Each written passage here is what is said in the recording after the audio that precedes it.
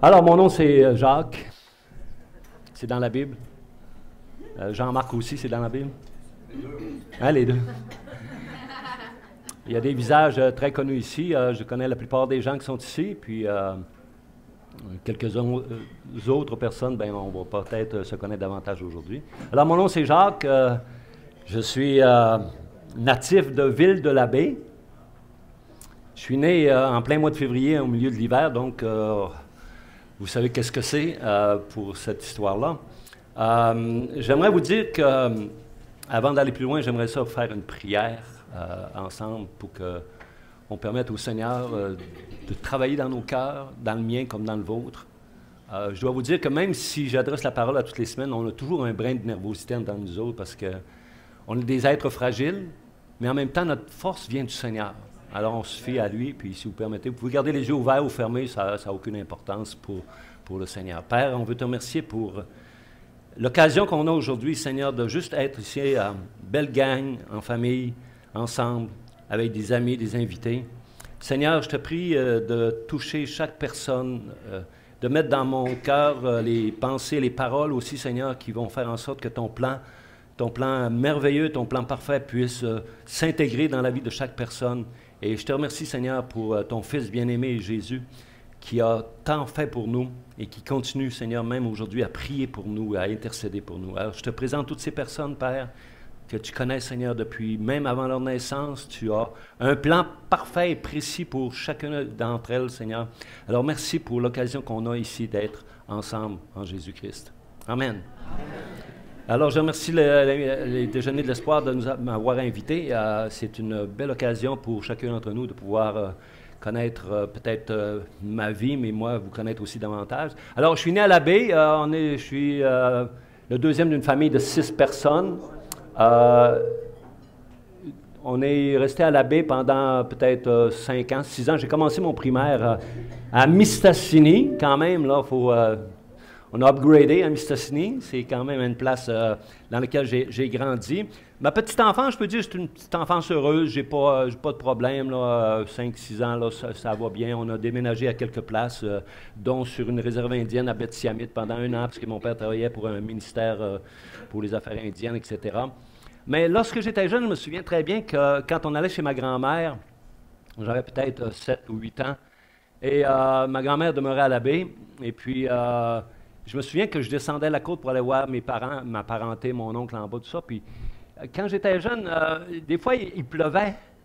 Je disais, Seigneur, j'étais jeune, là, j'avais pas une grande... Seigneur, j'aimerais ça qu'il arrête de pleuvoir. Puis ça arrivait qu'il arrêtait de pleuvoir, tu sais. Puis une autre fois, je me souviens, j'avais demandé au Seigneur, j'aimerais ça qu'il pleuve. Puis là, il n'y avait plus. Fait que je disais, OK, là, Dieu, il m'écoute, il m'entend quelque chose du chant. J'étais jeune enfant, tu sais. Quand on est jeune enfant, ben, on est dans la simplicité, puis... c'est pas compliqué quand on est enfant. Ça se complique un peu plus tard. Et dans mon cas, ça s'est compliqué un petit peu plus tard. J'ai dit que je faisais partie d'une famille de 6 enfants, mais en réalité, ma mère en a eu 2 fausses couches, puis elle a eu un autre enfant qui s'appelait Linda. Linda est née 2 ans après moi, et Linda, à l'âge de 9 ans, est morte d'un cancer des os. C'est une petite fille qui était pleine de vie, pleine de joie, elle était de bonne humeur, tout ça. Mais en venant de l'école, elle commençait à boiter. Puis, vous savez, des fois, on dit, bon, c'est des périodes de croissance, peut-être, où elle faisait de la corde à danser, trop sauter, faisait du vélo. Mais en fait, elle avait une tumeur dans le fémur ici. Et puis, ça a été très difficile, très douloureux. C'était une époque où il n'y avait pas d'assurance maladie. Et à la même époque, mon père a été opéré aussi parce qu'il travaillait dans le bois, il a été opéré pour une ulcère d'estomac d'urgence. C'était du sang qui sortait tout le temps, puis ils ont enlevé 2 tiers de son estomac. Il s'est retrouvé sans emploi pendant un certain temps, pas d'assurance maladie. Ma sœur était transférée à Dolbeau, à Jonquière, à Chicoutimi pour des opérations, etc.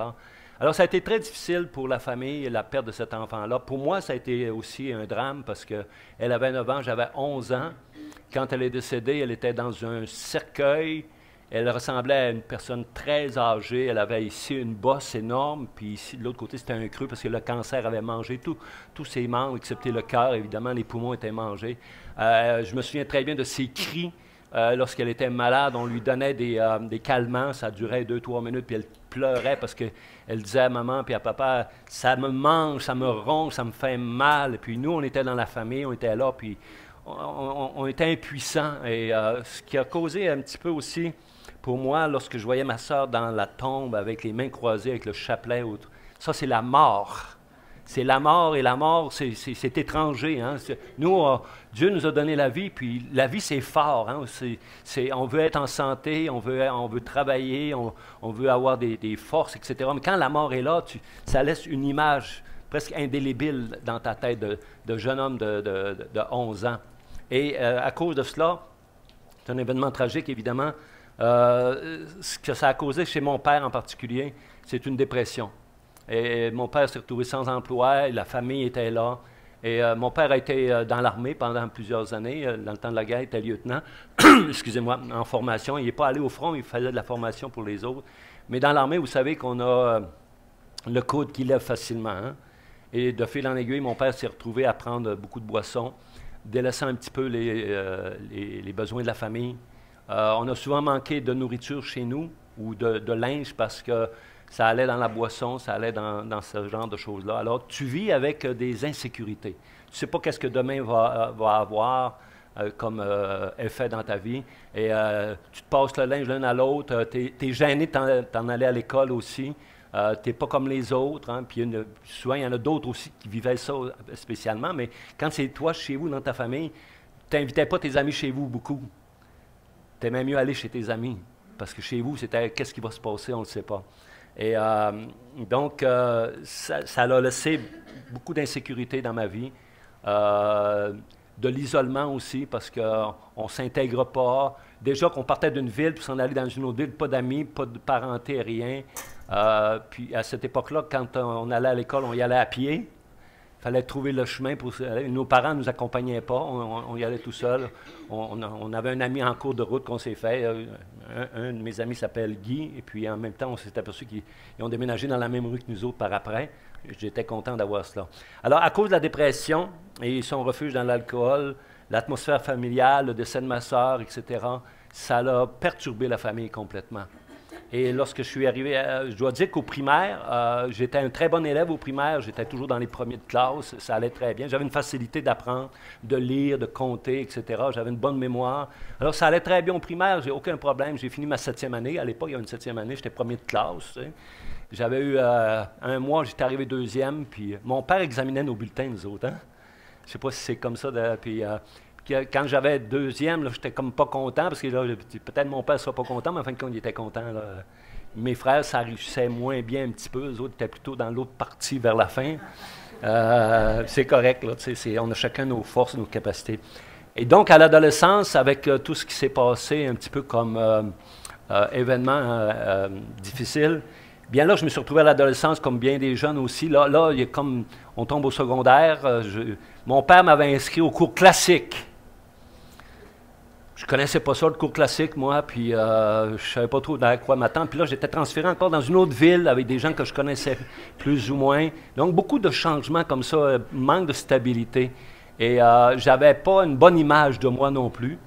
J'avais une très mauvaise dentition à l'époque, et puis j'avais pas une belle image, je ne souriais pas parce qu'on n'a pas envie de sourire quand on n'a pas une belle dentition, etc. Alors je me faufilais au travers des corridors, pas trop. J'avais hâte de reprendre l'autobus, retourner chez nous, tu sais, puis me retrouver avec des gens que je connaissais.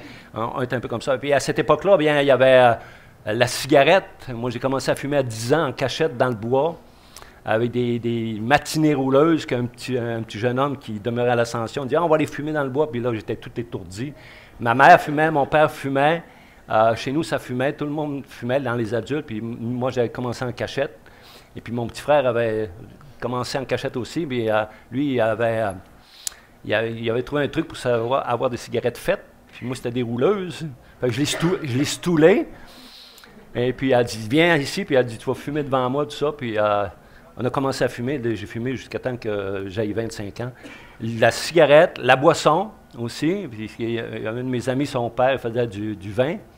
Puis on goûtait le vin. Hein, tu sais, quand tu as 12 ans, le vin, là, ça te fait tourner la tête pas mal. Tu sais, puis, On a commencé ça tranquillement. Ça commence toujours tranquillement, cette affaire-là. Puis un peu plus tard, la drogue aussi, j'ai essayé la marijuana, tout ça, mais ça j'ai abandonné ça assez vite. J'étais malade comme un chien, excusez l'expression, mais j'étais malade, je m'en allais, je dis non, ça c'est pas fait pour moi, ça. Et j'avais dans ma famille quelqu'un qui en vendait, tout cela, et puis moi, je voulais pas toucher à ça. Vraiment plus que ça, ça me donnait un mauvais feeling. Mais une fois, j'avais pris du buvard, je ne sais pas si ça vous dit quelque chose, là, un 31 décembre. Et on restait dans un sous-sol, et mes sœurs étaient couchées à côté, puis il y avait des décorations au plafond, là, puis là, c'était tellement, là, j'étais pas capable de dormir, là, j'étais sur la haie, puis mes sœurs étaient juste couchées, mais il me semblait qu'ils bougeaient tout le temps. Je disais, arrêtez de bouger, là, ça marche pas, cette affaire-là. Puis là, j'avais des hallucinations, j'allais dans la chambre de bain, l'eau que je prenais, c'était tout en couleur. Je dis, ouais, non, là, j'avais hâte de finir. Je dis, je suis faite. Ça avait l'air rigolo, mais j'étais tanné parce que là, je vais mourir, là, je voulais sortir. J'entendais un cadran qui dit, il fallait tic-tac, tic-tac. Puis moi, j'étais là, tic, OK, je suis correct, là. Tac, ah non, ça recommençait. Là, j'ai capoté là-dessus, puis mon chum, il l'avait pris aussi, tu sais, puis là, non, il dit, il fallait t'en prendre juste la moitié. Mais, lui, il faisait des expériences de chimie chez eux, en tout cas. C'était une mauvaise expérience, vraiment, ça a été une mauvaise expérience. J'ai pas aimé ça du tout, pas du tout. Donc, les filles, la boisson, la drogue, toutes ces choses-là. Et au secondaire, c'était pas facile, parce que là, j'ai tombé dans le cours classique. Le cours classique, c'est le latin, le grec, et les lettres, puis tout ça, puis... Alors que j'étais premier de classe en 7e année, en secondaire 1, première année de classique, j'étais un des derniers de la classe. En français, j'étais presque zéro. Ils nous avaient demandé de faire un texte. J'avais fait un texte, puis ça n'avait pas passé l'affaire. Là, j'étais découragé. Mon bulletin, mon père, là, je ne le montrais pas trop là, à ce moment-là. Mais au secondaire aussi, c'est toutes sortes d'accès qui arrivent, toutes sortes de possibilités. Puis les sorties les fins de semaine, on avait toujours hâte au vendredi soir pour aller veiller quelque part, une place, un hôtel avec des amis. Puis souvent, je me retrouvais tout seul, par contre. À cause de l'isolement, à cause de l'exemple de mon père, etc. Quand je prenais de la boisson, je me retrouvais tout seul. Je ne voulais pas rester avec les autres plus longtemps. Je me renfermais sur moi-même. Et quand j'avais des conflits, des fois avec mes frères ou la famille, je m'en allais sur le bord d'un ruisseau ou d'une rivière. Je ne sais pas s'il y en a qui connaissent le petit Péribonka, dépasser la ville de Péribonka. Il y avait comme une halte, là, puis je m'en allais là, puis je disais, ça serait donc facile de me tirer à l'eau puis finir mes problèmes de même. J'avais des pensées suicidaires. Je n'ai jamais commis de gestes, mais c'était là. C'était dans ma tête, et puis probablement que si ça avait été un moment encore plus difficile, peut-être j'aurais passé à l'acte quelque part, mais je ne l'ai pas fait. Je pense que Dieu avait un plan pour moi à ce moment-là, malgré que, comme je vous ai dit, c'était marqué sur la carte, moi, je n'avais pas de plan de carrière. Si vous m'aviez demandé, jeune, ce que je voulais faire un prêtre. Bon, ben, parce qu'il y avait une petite rondelle en arrière ici, là. Mais moi, je l'ai au complet maintenant, presque. Mais le côté prêtre, à l'époque, c'était comme ça un petit peu. Hein. Les familles, il y avait comme un prêtre dans la famille. Ben. Après ça, je voulais être un médecin. Primaire, ça allait bien, j'avais des bonnes notes, mais au secondaire, tu oublies ça. Là, tu sais. Après ça, j'ai voulu rentrer dans l'armée pour être officier dans l'armée. Ça n'a pas marché parce que là, il est arrivé un autre problème un petit peu plus tard. J'ai pas complété mon secondaire 5. J'ai pas été capable de compléter mon secondaire 5 parce que mes parents ont divorcé cette année-là. En 1970, mes parents ont divorcé. J'ai 18 ans. Le divorce venait d'être quasiment juste rendu possible au Canada. Et puis, j'avais des examens à reprendre en fin d'année. Je ne les ai jamais repris. Et là, je suis allé sur le marché du travail parce que mes parents ont divorcé. Vous savez que le divorce, dans l'échelle de stress dans la vie d'une personne, c'est presque 100%. Hein? La mortalité puis le stress. Alors, il y a une petite sœur qui décède, un divorce.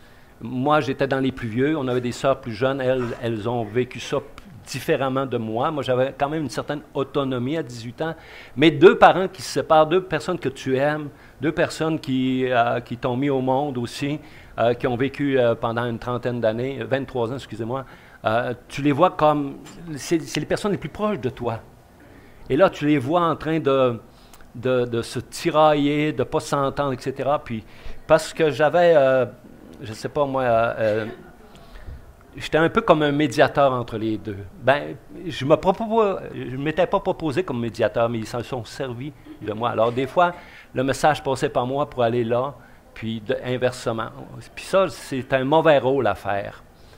Parce qu'auparavant, quand mon père était dans sa dépression, dans l'alcoolisme, on se ramassait avec des dettes, hein, des paiements de dettes comme l'Hydro-Québec. Vous savez, l'Hydro-Québec, si tu ne payes pas, qu'est-ce qu'ils font? Alors, mon père avait souvent pas assez d'argent pour le payer, alors il me donnait de l'argent, je m'en allais à l'école, puis il disait, quand tu arrêteras en passant, à Dolbeau, tu iras au guichet, puis tu iras payer ça. Mais mettons que le compte à l'époque, c'était 50 $. Aujourd'hui, ça a l'air de rien. On aimerait ça avoir des comptes de 50 $ d'électricité. Mais à l'époque, 50 $, c'était beaucoup. Mais mon père me donnait 20 $. Puis il disait, tu vas donner ça au monsieur, puis il dit, plus tard, on va venir payer. Mais le monsieur au comptoir, là, il n'avait pas de l'air gentil, pas en tout. Je laissais passer le monde, puis là, quand il n'y avait plus personne, je disais, bon, là, je viens payer le compte de mon papa, là. Ouais, puis t'as combien d'argent? Ben là, j'ai 20 $.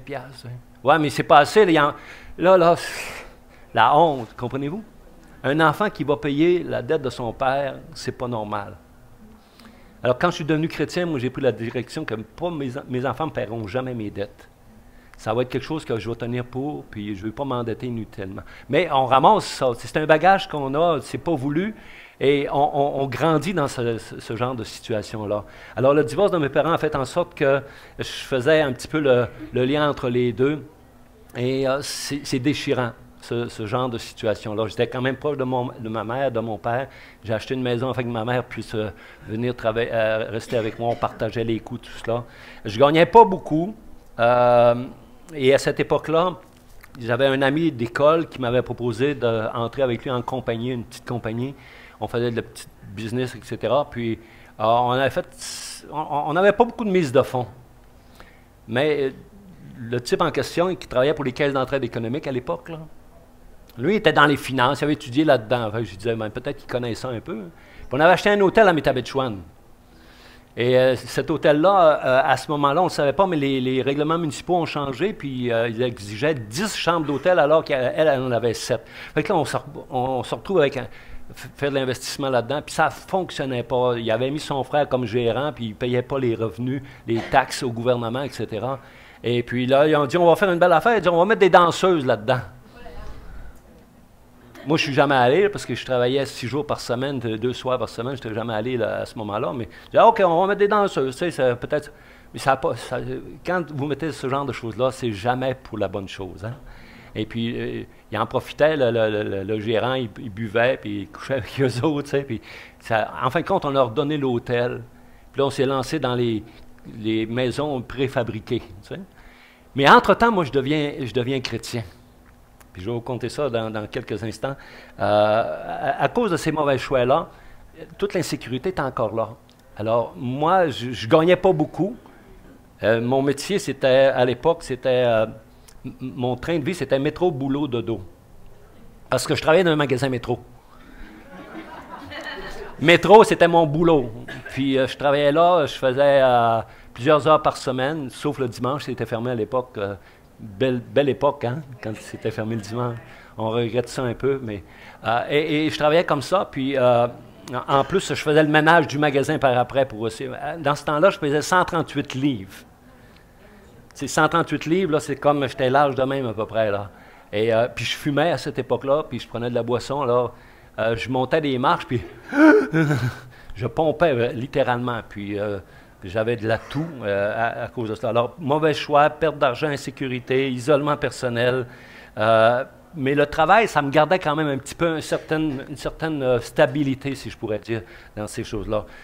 Et c'est vrai que j'ai eu des peines d'amour, c'est vrai que j'ai rencontré des filles, puis ça n'a pas duré, etc. Mais au travers de cela, je sais que Dieu avait un plan pour moi, mais je ne le connaissais pas encore. Et au magasin où je travaillais, il y avait une jeune fille qui était là, puis on avait commencé à se fréquenter un petit peu. Et puis cette jeune fille-là a décidé de venir à Jonquière pour les études, alors on a cassé, on était trop loin. J'ai même aidé à déménager, etc. Mais cette jeune fille-là, entre-temps, elle est devenue chrétienne, ici à Jonquière. Et elle et sa sœur étaient chrétiennes, et puis elles ont parlé à leurs parents qu'il y avait un invité qui s'en venait au Québec qui s'appelait David Wilkerson. Et puis la famille est allée voir David Wilkerson en 77, en avril 77. Et toute la famille a accepté le Seigneur, sauf un garçon qui était à Fermont. Et puis eux, c'était des professeurs d'école. Et durant l'été, il n'y avait pas d'école, ces gens-là. Et eux, parce qu'ils étaient devenus chrétiens, c'était des gens très hospitaliers. Okay? Ils accueillaient les gens. Vous savez, la famille qui accueille du monde, là. Et un jour, le 1er août 77, c'était un lundi soir, un lundi. Je suis rentré au travail après une fin de semaine que je pourrais qualifier de la plus immorale que j'ai faite de ma vie. J'ai brisé les barrières morales, parce que j'avais quand même, vous savez, on a été élevés catholiques, donc il y avait Dieu qui existait, on le savait, puis il y avait des commandements de Dieu, les commandements de l'Église. Nos parents, moi je me souviens que mon père, quand on était jeunes, on était 3 garçons. Puis on était malcommodes. Puis mon père travaillait dans le bois. Fait que quand il était parti, nous autres, c'était nous autres les rois, tu sais, les 3 garçons, là, puis il y avait 3 petites sœurs aussi, donc pour une maman, c'était difficile. Et nous, on faisait la bêtise toute la semaine.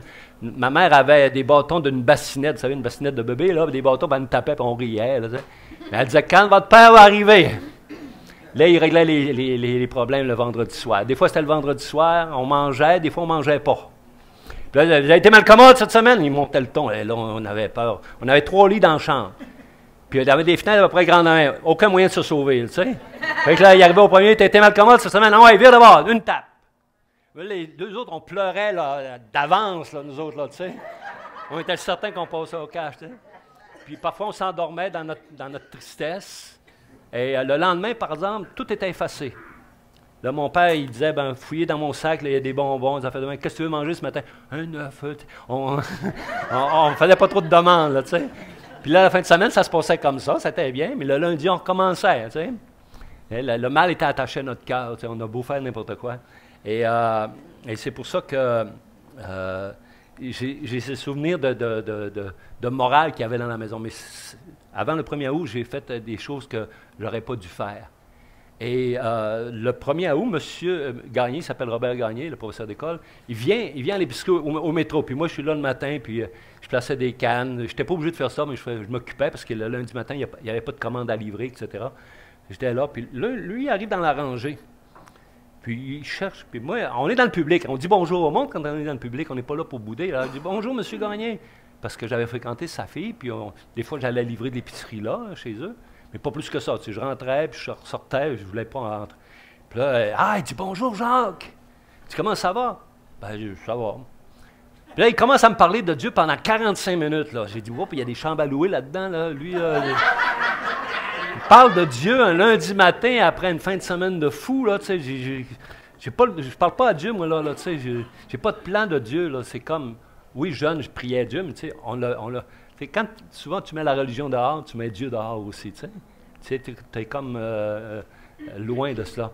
Alors, il me parle de Dieu, mais ça résonne en dedans de moi. Il y a quelque chose qui résonne en dedans de moi. Ça m'attire quand même là-dedans. Puis là, il finit son affaire, puis il dit, en tout cas, si tu veux venir ce soir, il y a des jeunes, on est au chalet, puis il dit, si tu veux venir ce soir, tu es le bienvenu. Ah, ouais, tu sais, on ne saute pas tout de suite demain. Parce que moi, j'avais un ami qui était dans une secte religieuse. Puis en 1975, il m'avait dit, écoute, la fin du monde s'en vient, Montréal va rentrer dans l'eau, là, puis ça va être fini. Puis là, je disais, ouais. Il y a une petite madame dans notre coin, elle, qui a cru ça, puis elle a noyé ses 3 enfants pour qu'il y ait une place au ciel. Ouais. Fait que moi, les sectes, là, tu sais, non, j'avais pas envie de ça. Puis il y avait toute l'affaire de Moïse Thériault aussi qui a commencé quasiment dans cette époque-là. J'ai dit, en tout cas, on verra. Fait que là, la journée se passe, je pense plus à ça vraiment. Mais rendu vers 5 heures, on finissait à 5h30, là, je commence, c'est vrai, j'ai eu une invitation. Fait que là, je dis, je vais y aller, voir ça. J'ai mes clés, j'ai des grandes jambes, tu sais, j'ai mon camion, puis je dis, il y a quelque chose, là, on s'en va. Fait que j'appelle ma mère, je dis, maman, je n'irai pas souper ce soir. Elle ne se mêlait pas de mes affaires, ma mère. J'avais 25 ans quand même, tu sais. Elle dit, correct. Fait que là, je m'en vais là-bas, mais en embarquant dans le camion, il faisait chaud, le 1er août, c'était une belle journée ensoleillée comme aujourd'hui, là. Moins la neige. Et j'embarque dans mon camion, puis là, je prends mon volant, puis j'y vais. Moi, j'y vais pas. Je vais pas. Non, je vais y aller. Je sais pas si je vais y aller. Là, j'ai une lutte, j'ai un combat, je comprends. Je savais pas c'était quoi un combat spirituel, mais c'était ça. Fin de compte, je pars, puis je m'en vais, puis ça prend 10-15 minutes d'aller là. Dernier chalet à droite dans le rang 1 à Albanel. C'est quand même un film d'horreur, là, une dernière maison sur la gauche, là. Et j'arrive là, c'est l'été, il y a des jeunes, il y a plein de jeunes, puis ça se tire des cieux d'eau, mon ami, puis ça se coule l'un après l'autre, puis je dis, l'ambiance est festive, là, quand même, tu sais. ça a l'air bizarre. Fait que là, à un moment donné, Robert me présente et il dit, là-dedans, il y a 2 pasteurs. Pasteur, je ne connaissais pas ça, le mot pasteur, parce que nous autres, on disait prêtre, hein, ou curé, ou abbé, ou monseigneur. Là, il y en a un qui était là, c'était un monsieur un petit peu rond, là. Il a dit, lui, ça doit en être un. Puis l'autre, il avait de l'air sérieux, ça doit en être un autre aussi.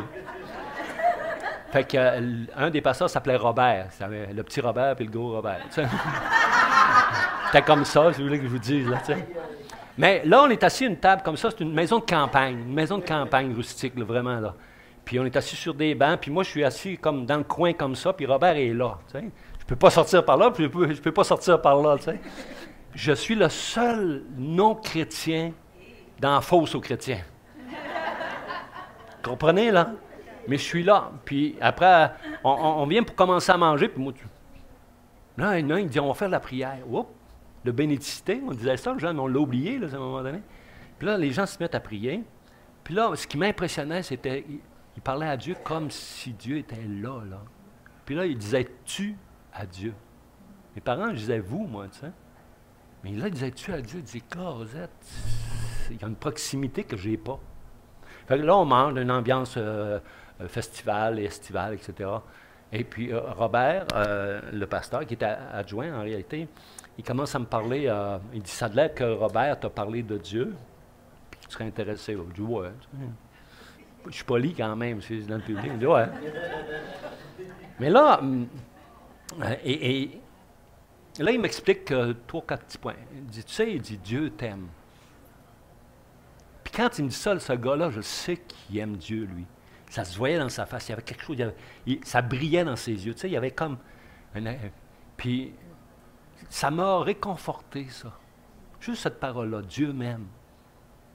Le pouvoir des mots, des fois, on ne s'en doute pas, parce que vous dites quelque chose de négatif à un garçon, à un enfant, à une fille, là, jeune, là, il va s'en rappeler longtemps. Dites quelque chose de positif, il va se nourrir de cela, il va grandir. Et puis quand il me dit Dieu m'aime, ça l'a débarré mon cœur, si je pourrais dire. Mon cœur était barré et mon cœur a commencé à se débarrer, à ouvrir. Et là, il est arrivé à ce 2e point qui disait, tu sais, on est tous pécheurs. Mais là, la paranoïa me pogne complètement. Là, je commence à penser, là, ils m'ont suivi toute la fin de semaine, eux autres. Là. Ils savent ce que j'ai fait, là, je vais te dénoncer. Moi, me faire exposer, là, c'était la pire affaire qui pouvait m'arriver, là. Tu sais, à l'intérieur, je dis rien à personne, mais en dedans de moi, là, c'est comme, tout est mélangé, là, tout se brise en dedans de moi, là. Je suis pécheur. D'habitude, quand j'étais pécheur, j'en allais à la confesse, j'avouais ce que je n'avais pas fait, hein? Puis je cachais ce que j'avais fait. On était comme ça parce qu'on ne voulait pas se faire trop blaster, là, puis avoir trop de chapelets à dire, puis à faire, là, puis des punitions, hein, Alors, il dit, t'es pécheur. Là, mon cœur se dévoile. Là, je suis convaincu que tout le monde voit dans mon cœur directement. Mais là, je ne peux pas aller par là, puis je ne peux pas aller par là. Je suis prisonnier, puis je ne suis pas là pour renverser la terre, là, une grosse table, là, puis non, je peux juste entendre tuer livres pareil, là. Et là, il me dit après ça, mais tu sais, tu n'as pas besoin de mourir pour tes péchés. Parce que Dieu a pourvu un salut. Et ce salut-là s'appelle Jésus-Christ. Puis moi, dans ma tête, j'avais comme mis de côté Jésus, tu sais. Tu sais, quand tu mets Dieu de côté, là, ben Jésus aussi, puis tout ça. Puis le catéchisme, je le savais par cœur en passant, là, hein? Les fameuses 600 questions, là, on les savait. Il fallait les savoir. Tu sais. Tu n'avais pas le choix. Puis là, j'avais, à cause de mon train de vie, puis mon éloignement de Dieu, puis mon isolement, puis tous mes complexes que j'avais cultivés, les péchés, etc., j'avais mis une barrière avec Dieu. Je m'éloignais de Dieu. Mais lui, il était toujours proche de moi. La Bible nous dit que Dieu est à la portée d'une parole. Tu sais. Il a mis dans notre cœur la pensée de l'éternité. Puis je ne cherchais pas Dieu. Il y en a qui cherchent Dieu. Hein, tout à l'heure, il a fait un chant. C'est 2 chants que j'aime beaucoup. Merci beaucoup. Hein, si tu le cherches, puis il y a un verset que Steve a mentionné, si tu me cherches. Tu sais. Mais je suis convaincu, dans cette salle, il y en a qui n'ont jamais cherché Dieu, vraiment. Là. Il y en a d'autres qui l'ont cherché aussi. Mais la réalité, c'est que c'est Dieu qui nous trouve.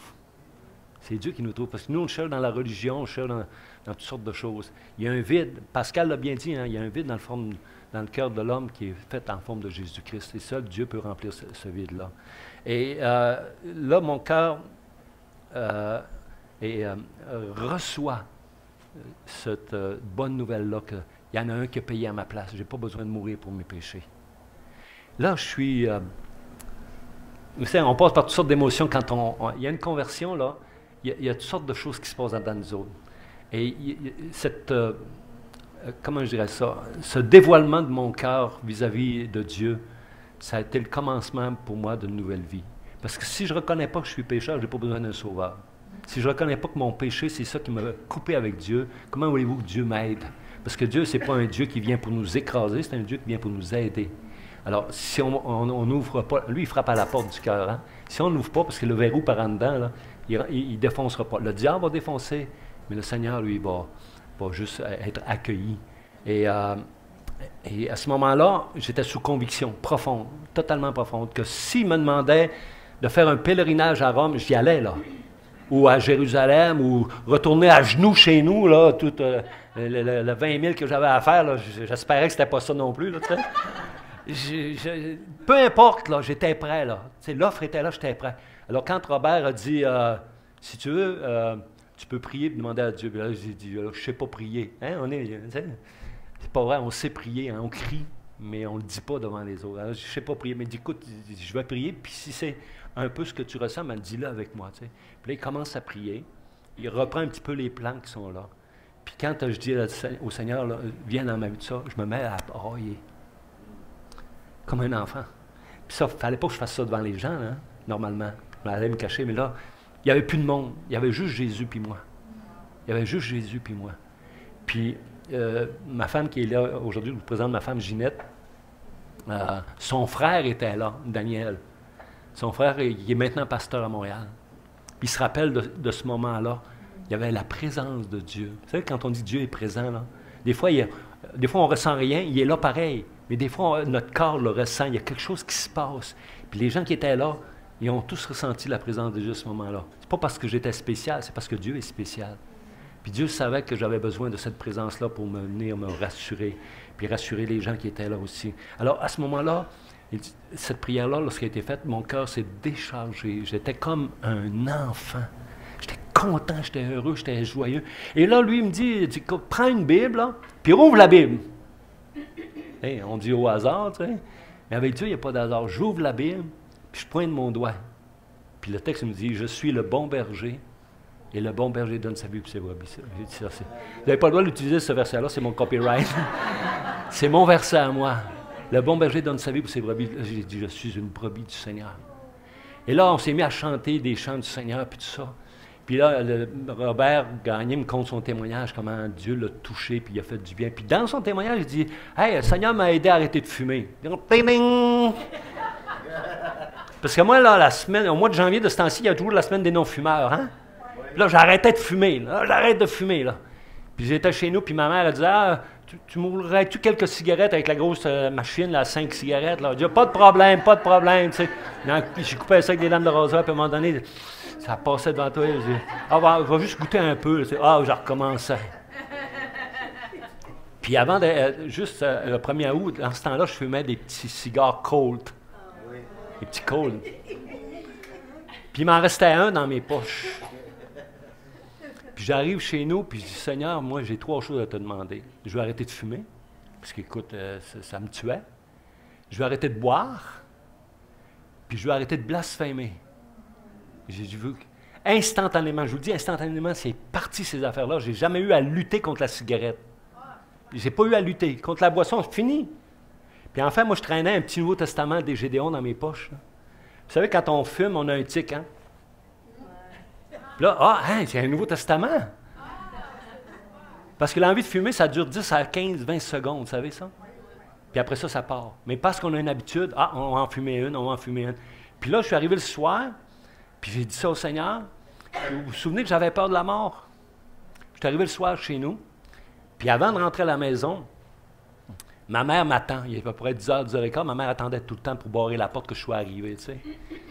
Puis, je suis dans la porte, puis elle me regarde, puis elle dit, Jacques, elle dit, comment ça, t'as pris combien de grosses bières à soir, toi?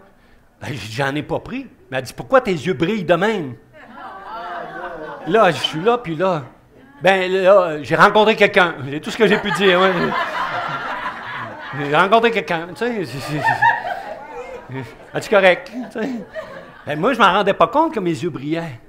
Probablement quand je m'en allais sur la route, il y avait des lumières de mon camion, puis il y avait des lumières dans le char, là, je ne sais pas trop. Là. Et là, je suis allé me coucher, puis je me suis couché comme ma petite sœur dans le tombeau, avec les mains croisées de même. Puis Seigneur, je suis prêt, viens me chercher. Je suis prêt à aller avec toi. J'ai 25 ans, je veux aller au ciel. Parce que ma vraie destinée, c'est le ciel. C'est là que je veux aller. Dieu n'a pas répondu à ma prière. Je suis là aujourd'hui. Vous savez? Ouais, tu avais 3 choix, puis... Il n'avait pas pensé, ça là, merci. Hein? Mais je suis bien, J'ai une paix qui surpasse toute intelligence. C'est pas explicable, là. Je ne peux pas expliquer cette paix-là, parce que je ne l'avais pas. Au souper, là-bas, là, je ne l'avais pas. Mais au moment de la prière, je l'avais. Et je n'ai pas fait d'effort pour ça. C'est un don. Dieu m'a donné le don une paix inexprimable. Puis il peut le donner à tout le monde en passant, là. Je ne suis pas meilleur que vous autres, pas pire. On est des hommes et des femmes créés par Dieu, puis il nous veut pour lui. Et il n'est pas venu me chercher. Et puis, mon petit cigare, Colt, là, il était dans sa boîte, puis je l'ai mis sur ma table de chevet. Puis 3 semaines plus tard, ma mère a dit, coudonc, elle dit, il y a un petit cigare, là, qu'est-ce qui se passe, tu fumes plus? Non! Elle dit, je fais quoi avec ça? Dans la poubelle, il n'y a pas besoin. Moi, je le voyais même plus, là, j'y pensais pas. Et ce qui est arrivé ici, excusez-moi, ça c'est le bacon.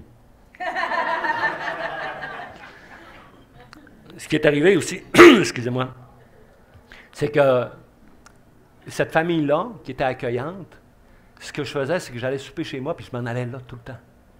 Je m'en allais là, puis là, on regardait la parole de Dieu, on s'exhortait, on chantait des cantiques, etc., dans une ambiance de campagne, vous savez, autour d'une guitare, tout le monde chantait. Et puis, je me retrouvais avec eux autres constamment. Ça a été ma nourriture, ça, de me retrouver avec une famille chrétienne. J'étais plus avec ma famille chrétienne qu'avec ma famille régulière. Parce que quand j'arrivais au magasin, après ma conversion, j'arrivais au magasin, puis lundi matin, j'allais voir les bouchers. Tu sais, les bouchers, ils étaient là, puis on se contait des histoires sales dans le temps. Tu sais. Là, quand je suis devenu chrétien, j'étais plus capable de me parler des histoires sales. Mais les gars contaient ça. Moi, ils me disaient, pourquoi compter ça, là, puis tout ça? Puis là, ils voyaient que j'avais une différence dans ma vie. Fait que quand ils me voyaient arriver dans les rangées, après ça, ils disaient, le prédicateur s'en vient, le prédicateur s'en vient. Je disais, non, ça ne marche pas. Et donc, il m'a donné une paix indescriptible, une assurance inébranlable. Et je me retrouvais avec ces gens-là, puis on s'encourageait les uns les autres. Puis ce que le Seigneur m'a donné de nature, c'est que j'ai une bonne mémoire. Est-ce qu'il y en a qui ont des bonnes mémoires aussi? Oui. Et je dévorais la parole de Dieu. Vous connaissez ça, les textos au volant? C'est défendu, hein? Mais moi, je suis dans l'ancêtre des textos au volant. Moi, je disais ma Bible au volant. J'avais mon petit Nouveau Testament, puis je m'en allais avec des livraisons, là. Parce que là, je ne voulais pas rester avec les bouchers à jaser. Fait que quand il y avait des commandes, embarque les commandes, puis j'engageais des petits garçons, des fois, les fins de semaine. Le camion était plein.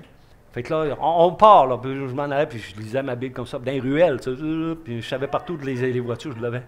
Puis je lisais mon Nouveau Testament de même. Puis des fois, je me trompais de commande. Madame Tremblay avait celle de Madame Bouchard, puis ça. C'est pas grave. Ça me donne plus de temps pour lire ma Bible, tu sais. Et j'avais appris à jouer de la flûte aussi, en conduisant. Faites pas ça, s'il vous plaît, là. Mais tout ce bagage-là m'aidait, parce que je me souviens qu'une fois, les 2 Robert étaient en discussion ensemble, puis ils cherchaient un verset dans la Bible, tu sais. Puis il dit, Jacques, tu es-tu au courant? Puis ça fait pas longtemps que j'étais converti, là. Ça fait peut-être 3 semaines, 1 mois. Ce verset-là, je dis, oui, c'est dans Jacques 2,10. Il dit, comment ça, tu sais ça? Ben, je sais pas, j'ai une photo que j'ai prise quelque part là, dans ma tête. Il est juste là, il est en haut, là, à droite, là, tu sais. Une mémoire photographique qui est comme ça. Et ça m'a beaucoup aidé aussi à retenir des versets bibliques. Merci beaucoup, ça c'est gentil. Dites merci à...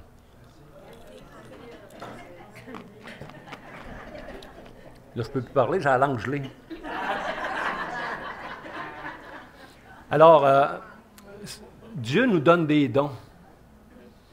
Et lorsque j'étais avec la compagnie, là, avec le gars avec qui j'étais en compagnie, j'avais pris un cours au cégep qui s'appelait, dans la comptabilité, qui s'appelait Au-delà du béton. J'ai fait 2 mois, peut-être, pas plus. C'était sur la comptabilité. Mais quand je suis devenu chrétien, l'église qu'on a ouverte à Dolbeau, il y avait besoin d'un peu quelqu'un qui fasse la comptabilité. Je dis, m'en faire, moi, c'était rudimentaire, là, mais je l'ai fait. Dieu, il va chercher des affaires dans notre passé pour nous aider dans notre présent, notre futur. Je vous ai dit que j'avais de la misère à parler en public à l'âge de 14 ans. Mon père, je jouais au curling junior, on appelait ça du junior parce qu'il était avant 18 ans. Et puis, il avait décidé de faire un tournoi, un Bonspiel qui réunissait tous les clubs de curling de la région, tu sais, Port-Alfred, Arvidoche. Et puis là, c'était les adultes qui faisaient le conseil d'administration, tout ça, puis ils ont décidé de faire une soirée, et puis d'avoir quelqu'un qui anime la soirée, qui fait un mot d'accueil pour les gens. Puis là, il y avait un gars qui était dans l'équipe, tout ça, puis il était un bon curler, tu sais. Puis on dit, on va prendre lui. On dit, non, il dit pas 2 mots sans sacrer, il parle mal, puis on ne le comprend pas. Puis mon père dit, mon garçon va faire ça. Il m'en parle pas, là. Il ne dit pas un mot. Mon Flo va faire ça. Fait que là, il me dit ça. Ben, il dit, je vais t'écrire un discours en anglais. Puis je vais te montrer comment parler en anglais. Mon père était bilingue, tu sais. Il m'a acheté un habit 3 pièces. Il a fait venir un photographe. J'ai 14 ans, moi, je suis de même. Il y a tous des jeunes que je vois à peu près pas parce qu'il fait noir dans la salle, tu sais. Puis là, je commence mon discours en anglais, là. Puis là, je veux fondre dans les craques de plancher, tu sais. Mais mon père, je l'aimais. Fait que je faisais ce qu'il me demandait. Puis moi, cette expérience-là, ça m'a traumatisé aussi. Mais quand je suis devenu chrétien, puis qu'en 78, on a eu un invité à Dolbeau qui s'appelait Donald Walsh, puis il présentait un film qui s'appelait L'Insaisissable de Billy Graham. Il y avait 2 bobines de fil, hein, tu sais, c'était les bobines. Puis là, j'ai dit, quand on change de bobine, il y a un temps mort, là, tu sais. Il dit, on fait quoi? Ben, tu veux-tu donner ton témoignage? Je dis, ah non, je fais pas ça, moi. Ben, je dis, je vais aller en prière, puis il y avait comme une chambre haute au-dessus de l'auditorium, on montait en haut, tu sais. Là, Seigneur, dans quel pétrin je me suis mis? Je ne suis pas pour parler en public, je vais mourir. Je dis, ta parole va m'aider, tu sais. La parole dit, celui qui me confessera devant les hommes, je le confesserai devant Dieu le Père. Celui-là qui me reniera, je dis, quand Dieu, tu lui demandes qu'il te parle, il est capable de te parler, hein? Ah, je dis, ça doit être un hasard. Et je continue à prier, puis tout ça, puis je dis, je m'en vais essayer un autre message, tu sais. Je tombe sur un texte à peu près semblable, là, tu sais, OK, je comprends. Fait que là, je suis sur l'estrade, puis je prends le micro, il y a une grande estrade, puis là, je me promenais là-bas comme ça pendant 10 minutes, je ne sais pas ce que j'ai compté, demandez-moi-le pas, là, tu sais. Mais Dieu s'est servi de ça pour me montrer qu'un jour, il m'appellerait pour être pasteur. Moi, je ne courais pas après ça. Je ne courais pas après la job, là. Comprenez-vous?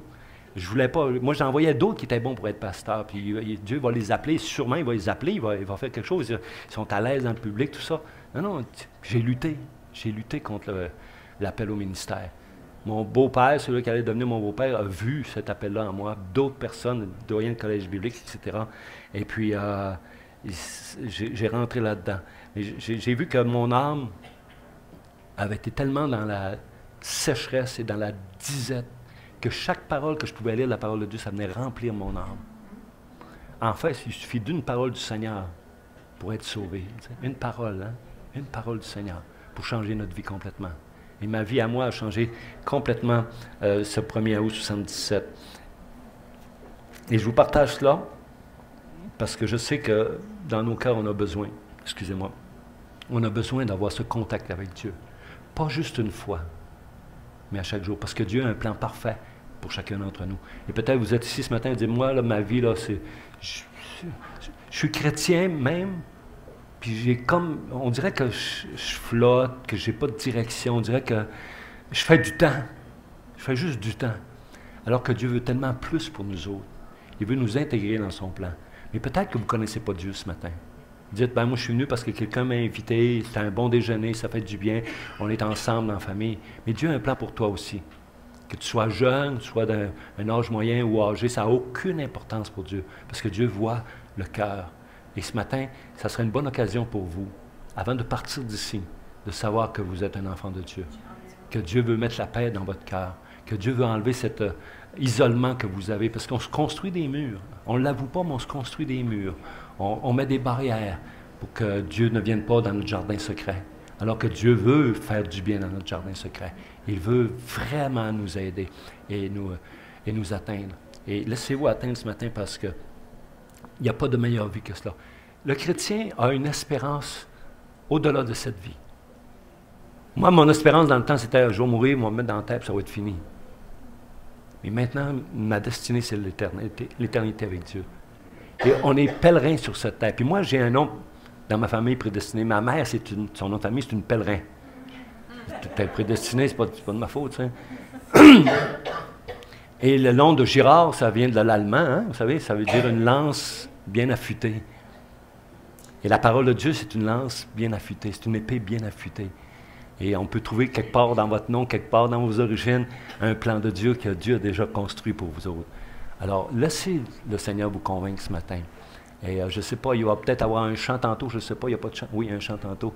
Mais avant d'aller au chant, j'aimerais ça qu'on puisse courber devant le Seigneur.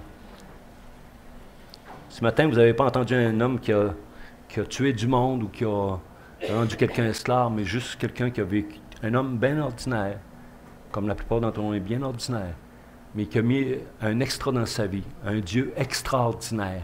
C'est cet extra-là qu'on a besoin d'avoir dans nos cœurs ce matin. La Bible dit, voici maintenant le jour du salut. Si vous entendez ma voix, dit le Seigneur, ne vous détournez pas. Ouvrez votre cœur à sa parole et à son amour. Ouvrez votre cœur à Jésus-Christ. La Bible nous dit que Jésus est le seul chemin vers le Père. Il est le seul aussi médiateur entre Dieu et les hommes. Vous avez peut-être trouvé un refuge dans la boisson, ou dans la drogue, ou dans la tromperie, ou dans le mensonge. Mais trouvez plutôt votre résidence dans le Seigneur. Et je prie que Dieu soit tellement, mais tellement précieux pour vous, que tout ce que vous allez faire, dire, penser et agir, ce sera en conformité avec son plan, avec son amour, avec sa personne. Il veut rentrer en relation profonde et personnelle avec vous. Alors ouvrez votre cœur ce matin. Repentez-vous de vos péchés. Quand Jésus est venu sur terre, son premier message, c'est « Repentez-vous de vos péchés, car le royaume de Dieu est proche. » C'est ça la bonne nouvelle. À la fois, la bonne nouvelle, c'est de démontrer comment est notre cœur, mais comment grand est le salut de Dieu et le plan de Dieu.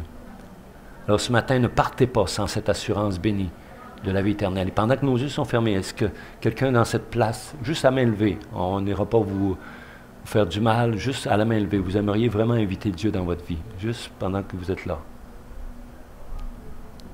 Oui, Dieu voit votre main. Oui, Dieu voit votre main. Mais Dieu voit surtout votre cœur. Et si vous êtes venu avec quelqu'un ce matin parce qu'il vous a amené ici, gardez votre relation avec cette personne-là. C'est cette personne-là qui va être votre lien de contact pour grandir dans le Seigneur premièrement. Et ensuite, vous pourrez vous joindre à une église si ce n'est pas déjà fait, ou un groupe qui connaît le Seigneur Jésus-Christ. Mais assurez-vous de connaître la parole de Dieu. Assurez-vous de bien vous ancrer dans le Seigneur. Puisque le monde va passer, mais sa parole va toujours demeurer. Le monde va passer, mais la parole de Dieu va rester. Et c'est ça qui va nous permettre de passer au travers de ces moments difficiles, comme disait Steve ce matin. Il n'y en aura pas de facile. Puis plus ça va être difficile, même envers les chrétiens aussi, en passant là.